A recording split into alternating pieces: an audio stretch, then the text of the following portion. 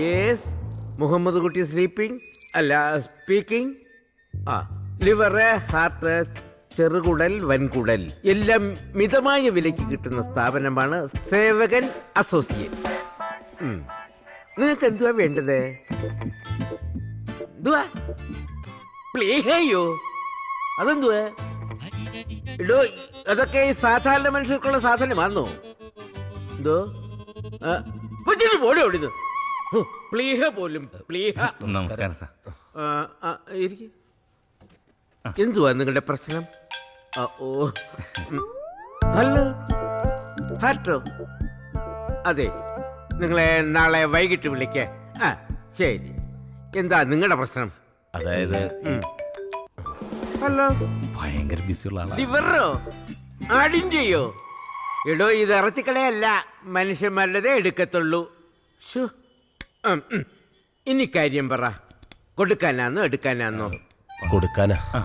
ഏത് പാർട്സാ? അത് ഈ കിഡ്നി ആണെങ്കിലോ? അത് കൊള്ളാം. പിന്നെ പ്രായം, ബ്ലഡ് ഗ്രൂപ്പ് ഇതിനെ ആശ്രയിച്ചായിരിക്കും വില. നിങ്ങളെ എത്രയായിരിക്കും ഉദ്ദേശിക്കുന്നത്? കുറച്ച് കൂട്ടി പറഞ്ഞു. ഒരു 10 ലക്ഷം 20 ലക്ഷം രൂപ. അത്രയൊന്നും കിട്ടത്തില്ല. മാർക്കറ്റ് വില 5 ലക്ഷം രൂപയാണ്. അതിന്ന് 20% എന്റെ കമ്മീഷനാണ്. 20%? ഇതൊക്കെ വലിയ വലിയ ഡോക്ടേഴ്സുമായിട്ടുള്ളൊരു ടൈപ്പാ. ഇനിയിപ്പോ എന്താ ചെയ്യാ? നീ വിഷമിക്കണ്ട. 2 കിഡ്നി തന്നാലോ? 10 ലക്ഷം രൂപ. സമ്മതിച്ചു. അത് വേണ്ടടാ. പിന്നെ കാര്യം നടക്കണ്ടേ? അതല്ലടാ, എന്റെ കാര്യത്തിന് നിന്റെ ഒരു കിഡ്നിയും കൂടെ എടുക്കാന്ന് വെച്ചാ. എന്റെ കിഡ്നിയോ? നിന്റെ 2 കിഡ്നി കൂടെ കൊടുക്കുന്ന കാര്യമോ ഞാൻ പറഞ്ഞത്? ഒരാളുടെ 2 കിഡ്നി എടുത്ത് കൊടുത്താൽ ആള് തട്ടിപ്പോവും. ആണോ? അതെ, ഒരു കിഡ്നി തരം വളരെ അത്യാവശ്യമായതുകൊണ്ടാ. ഒരു 20 ലക്ഷം രൂപ എങ്ങനെയെങ്കിലും തരണം. എല്ലാ ബോഡി പാർട്സും ഞങ്ങൾ എടുക്കും. ഒരു കാര്യം ചെയ്യും, ഈ 2 ഉള്ളതിന്ന് നമുക്ക് ഓരോന്നും എടുക്കാം. ചിലപ്പോ 20 ലക്ഷം തികയുമായിരിക്കും. ഒന്നൊന്നേ, എല്ലാത്തിനും ഓരോന്നും കൊടുത്ത പ്രശ്നമാവോ? അതെ, പ്രശ്നമാവും. അപ്പോ വേറൊരു നിവൃത്തി ഇല്ലല്ലേ? പിന്നെ ഇതിലും കൂടുതൽ വല്ലതൊന്നും എടുക്കാൻ ആള് വരുമ്പോ ഞങ്ങൾ അറിയിക്കാം. നിങ്ങളുടെ നമ്പർ ഓഫീസിൽ കൊടുത്തിട്ട് പോക്കോളൂ. ശരി. ശരി, പോവാം. 20 ലക്ഷത്തിന് കൊണ്ടുപോയിച്ചിരിക്കല്. ഇവനക്ക് വേറെ പണി. അയ്യോ, എന്നെ കെട്ടിപ്പോയി. മതമിളകിയ ആന പാപ്പാനെ കുത്തിക്കൊന്നു. മതമിളകിയ ആന പിന്നെ ഭാഗവതം വായിക്കൂ. വീട് പണിയാൻ വന്ന മേസ്ത്രിയോടൊപ്പം വീട്ടമ്മ ഒളിച്ചോടിപ്പോയി. കുറ്റം പറഞ്ഞിട്ട് കഥയില്ല, പണിയറിയാവുന്നവന്റെ കൂടെ പോയി. അളിയനെന്ന് പാർട്ടിയുടെ ഉപരോധമൊന്നും ഇല്ലേ? ഇല്ല, ഇന്നലത്തെ ഉപരോധം കുറച്ച് കടുത്തുപോയി. അപ്പൊ ഇന്നലെയും തല്ലുണ്ടായി. പിന്നെ ഈ കൂട്ടത്തിലുള്ള ആളുകളാണോ അളിയ തല്ലുണ്ടാക്കുന്നത്? ഓടിച്ചിട്ട് തല്ലുന്നതിനിടയ്ക്ക് തിരിഞ്ഞു നോക്കാൻ പറ്റില്ല. ഓഹോ, എന്നാലും ഒന്ന് തിരിഞ്ഞു നോക്കിയിരുന്നെങ്കിൽ ആളെ തിരിച്ചറിയായിരുന്നു. അയ്യേട്ടാ, തിരിഞ്ഞു നോക്കി ഒരുത്തനെ ഐസിയുല.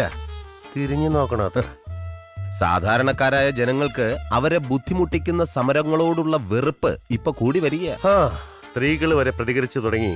പാർട്ടിക്ക് ഇനി പിടിച്ചു നിൽക്കണമെങ്കിൽ പുതിയ വഴികൾ തേടണം. അപ്പൊ അതൊക്കെ അറിയാം. പക്ഷേ പാർട്ടിയുടെ നേതാക്കന്മാർ കൂടി അത് ബോധ്യപ്പെടണം. അല്ല, ഇന്നെന്താ പരിപാടി? വിമലയൻകുട്ടി ഡോക്ടറെന്ന് കാണണം, ഒരു റൂട്ടീൻ ചെക്കപ്പ്. ഞാനും കൂടെ വരാളിയാ. വേണ്ട, മാളുണ്ടല്ലോ അവിടെ. നീ ടാബ്ലറ്റ്സ് ഒക്കെ മുടങ്ങാതെ കഴിക്കുന്നുണ്ടോ? എനിക്ക് മടുത്തു ഏട്ടാ. എനിക്ക് ഒരിക്കലും ഒരു അമ്മയാവാൻ പറ്റില്ലെന്ന് എന്റെ മനസ്സ് പറയുന്നു. നീ എന്തിനാ ആവശ്യമില്ലാത്തതൊക്കെ ചിന്തിക്കാൻ പോകുന്നത്? ഡോക്ടർ അങ്ങനെ പറഞ്ഞു. അതെ, ഡോക്ടർ മഹേഷ് അത്ര നിസ്സാരക്കാരനൊന്നുമല്ല. വന്ധ്യതാ ചികിത്സയിൽ നമ്മുടെ നാട്ടിലെ നമ്പർ 1 ഡോക്ടറാ. നീ സന്തോഷത്തോടെ പോയിട്ട് വാ. ശരി.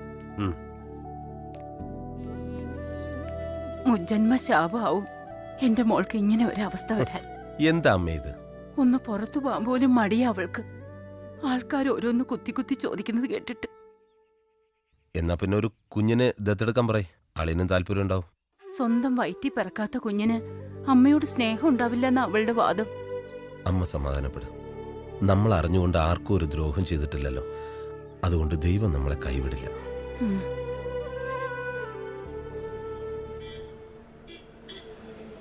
ഡാഡി, എന്റെ ക്ലാസ്സിലെ നവീൻ കൃഷ്ണൻ BBC-യിൽ ഡാഡിയുടെ ഫോട്ടോ കാണിച്ചോ റിപ്പോർട്ട് വന്നെന്ന് പറഞ്ഞു. ആണോ?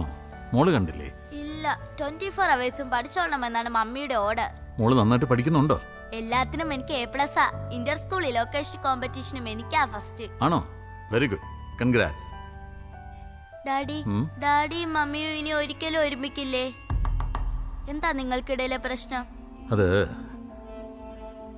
മോളിപ്പോൾ കൊച്ചുകുട്ടിയാ, വലുതാവുമ്പോൾ അതൊക്കെ മനസ്സിലായിക്കോളും. ഈഗോ? പെട്ടെന്ന് തോന്നുന്നൊരു കൗതുകം കൊണ്ട് ഒന്നും സ്വന്തമാക്കാൻ ശ്രമിക്കരുത്, even if it's a toy. Mummy പാവമാ ഡാഡി. ഞങ്ങൾ തമ്മിലുള്ള ഈ സെപ്പറേഷൻ ഞങ്ങൾ അറിഞ്ഞുകൊണ്ട് തന്നെ ചെയ്തതാ. We are not divorced, just separated. ആർക്ക് വേണ്ടിയാ? ആര് ഡിസൈഡ് ചെയ്തു?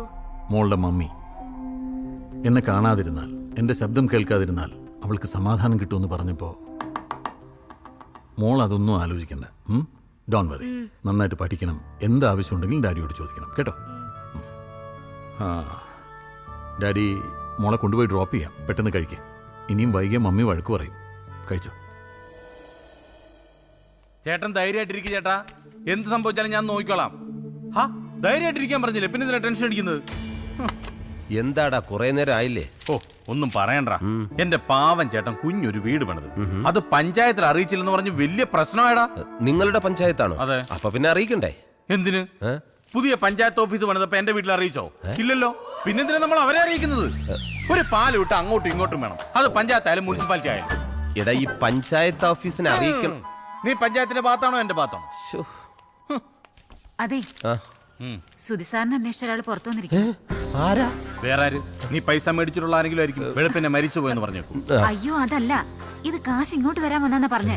കണ്ടിട്ട് ആളൊരു മാന്യനാന്ന് തോന്നുന്നു. മാന്യന്മാരാടാ നിന്നത്തിരക്ക് വരുന്നത്? അറിയില്ലളിയാ. നീ ഇവിടെ ഇരുന്ന് എല്ലാം ഫില്ല് ചെയ്തേ. കറക്റ്റ് അഡ്രസ് തന്നെ എഴുതണേ, മാറരുത്. ഫില്ല് ചെയ്തോളൂ. ആരാടാ? ഓടല്ലേ ഓടല്ലേ. അതെ, നമ്മൾ തൽക്കാലം കിഡ്നി വിൽക്കാൻ തീരുമാനിച്ചിട്ടില്ല. കിഡ്നിക്കല്ല ഞാൻ വന്നത്. പിന്നെ പറയാം. സുധിയെ കുറിച്ച് ഞങ്ങളെല്ലാം അന്വേഷിച്ചു.